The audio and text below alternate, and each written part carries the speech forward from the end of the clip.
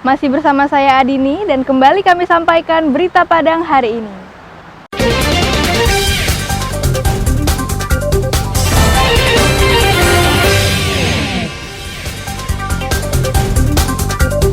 Selain warga Rura Patontang, warga Kampung Baru Pasaman juga ditandu berjalan kaki sejauh 6 km untuk berobat ke puskesmas. Isi kotak amal sebuah masjid di Pariaman dicuri orang saat siang hari. Pelaku memutus kabel kamera pengintai, sehingga tak semua aksinya terekam kamera yang terpasang.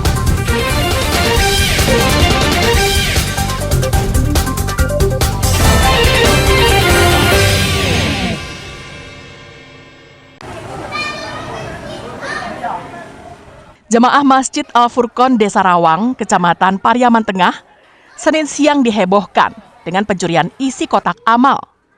Isi 2 buah kotak amal untuk masjid dan kotak amal anak yatim hanya meninggalkan uang recehan saja.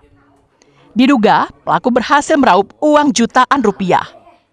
Sebelum beraksi, pelaku terlebih dulu melepaskan jaringan kabel kamera pengintai yang disimpan di ruangan marbot masjid. Tak hanya itu, pelaku juga memarahi anak-anak yang bermain di dalam masjid. Setelah kondisinya aman, pelaku pun beraksi mengupak kotak amal dan menjarah isinya. Tapi pelaku tak mengetahui secara pasti jumlah server yang dipasang pengurus masjid.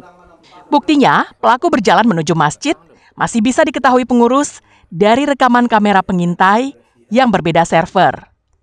Dalam rekaman itu terlihat, pelaku melewati bagian depan masjid dengan menggunakan baju yang memiliki tutup kepala. Setelah itu, pelaku mencoba masuk melewati pintu samping setelah merusak kuncinya. Namun upaya ini gagal karena kuncinya tidak bisa dibuka pelaku. Tak hilang akal, pelaku masuk ke masjid melewati pintu utama. Atas kehilangan itu, pengurus masjid melaporkannya ke polisi. Orang ini masuk dari pintu masjid sebelah kanan, itu dekat tempat berwudu laki-laki. Sudah habis itu? Habis itu masuk ke dalam, ada anak-anak main. Dia anak-anak tersebut melihat orang ini, lalu anak-anak itu diusirnya keluar. Jadi dia masuk ke kamar Garin karena CCTV ini berada di kamar Garin, maka dia cabut CCTV ini. Jadi rekamnya hanya dia masuk. Polisi yang menerima laporan langsung melakukan olah tempat kejadian peristiwa dan meminta keterangan saksi-saksi yang ada di lokasi. Kasus ini masih dalam penyelidikan Satreskrim Polres Pariaman. Eki Rafki melaporkan dari Pariaman. Barang angkon nana ngakuan barang sonang jepui. Iyo kamasnya lang jepui barang go. Barang banyak. Tim Phantom Satres Narkoba Polres Payakumbuh menggerebek sebuah rumah bandar sabu-sabu di sebuah perumahan di Kelurahan Tiakar, Payakumbuh Timur, akhir pekan lalu. Tersangka yang mengetahui rumahnya akan digerebek langsung membuang sabu-sabu ke lubang WC yang ada di kamarnya. Sedangkan paket sabu-sabu ukuran sedang yang disimpan di lemari es tidak sempat dibuangnya dan disita polisi. Polisi yang menggerebeknya harus menyamar sebagai seorang kurir yang hendak mengantarkan paket. Pasalnya, rumah yang menjadi sasaran mereka dilengkapi kamera pengintai di setiap sudut, sehingga pemilik rumah mengetahui siapa saja yang bertamu ke rumahnya. Aksi polisi ini dinilai berhasil karena pemilik rumah yang diduga bandar sabu-sabu bisa ditangkap dengan 1 paket sedang sabu-sabu sebagai barang bukti. Terus sekali hari ini kami berhasil mengamankan 1 orang pelaku yang kita duga sebagai penyalahguna narkotika. Indikasinya adalah bandar narkotika di Sabu, yang mana ini hasil pengembangan dari Polres. Salah Polresnya ada di Sumatera Barat, kemudian kami lakukan penggeledahan di rumah si pelaku di daerah kawasan perumahan di daerah Tiakar. Berhasil diamankan 1 orang pelaku dengan barang bukti narkotika ini sampai sebanyak 1 paket. Dan saat ini tersangka sudah kita amankan dan dibawa ke Polres Payakumbuh untuk melakukan proses penyidikan. Dalam catatan polisi, Reski alias Usis ini merupakan seorang bandar sabu-sabu untuk wilayah Payakumbuh dan 50 kota.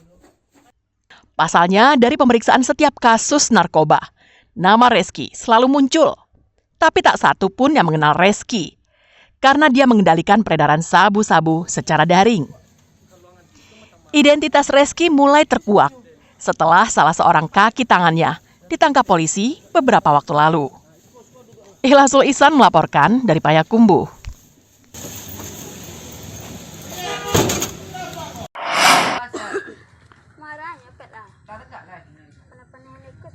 Seorang pelajar MTSN di pesisir selatan dianiaya teman-temannya di belakang sekolahnya. Peristiwa itu direkam temannya dan kemudian menyebar di media sosial. Orang tua korban yang menonton video itu pun kaget karena anaknya tak mengaku saat ditanya penyebab wajahnya yang memar.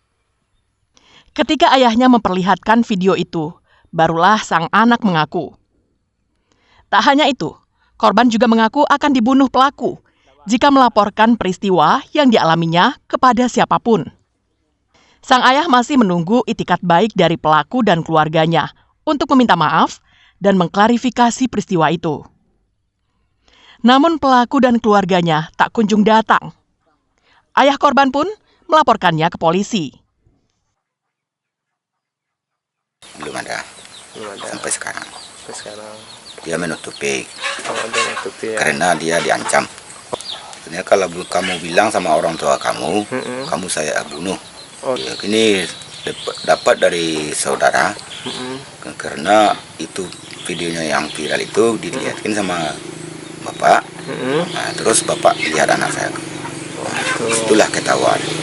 Kalau tidak ada tentang itu, mungkin kami tidak mengetahui. Dia ditutupin.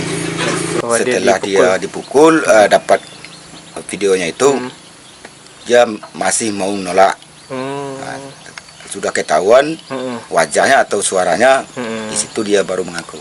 Polisi yang menerima laporan itu langsung memanggil pelaku untuk diminta keterangan. Hasilnya, penganiayaan itu merupakan buntut dari pertandingan futsal antar kelas yang digelar sekolah mereka. Pelaku memanggil dan menarik korban ke belakang salah satu warung akak namanya yang tidak jauh dari sekolah. Kemudian terjadilah pemukulan seperti yang kita lihat di dalam video tersebut. Untuk laporan sudah dibuat oleh ayah korban di Polsek Bayang pada hari Jumat sekira pukul 23.00 Berdasarkan hasil pemeriksaan terhadap korban, ada 2 orang pelaku yang dilaporkan atau yang melakukan kekerasan terhadap korban.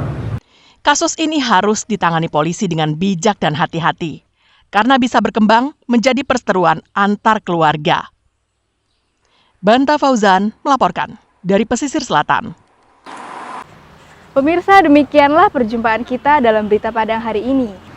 Saya Adini dan tim redaksi yang bertugas pamit undur diri. Selamat beraktivitas dan sampai jumpa.